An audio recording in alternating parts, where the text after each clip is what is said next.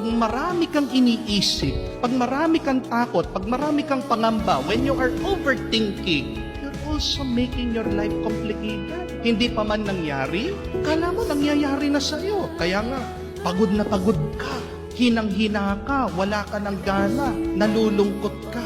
Make your life simple. Stop overthinking. Accept what is right in front of you.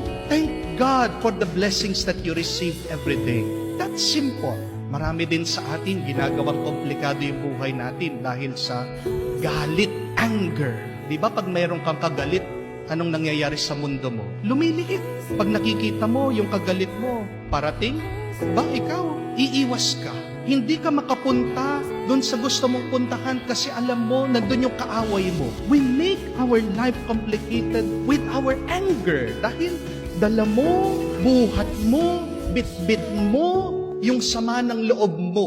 Which in the first place, hindi naman kailangan nandyan yan eh. Pwede mo naman bitawan, pwede mo naman kalimutan, pwede mo naman patawarin yung taong nagkasala sa iyo. Pero no! Ayaw mo! You make your life complicated. And what is the result? You are unhappy. You are not at peace. Life becomes bad. Amen?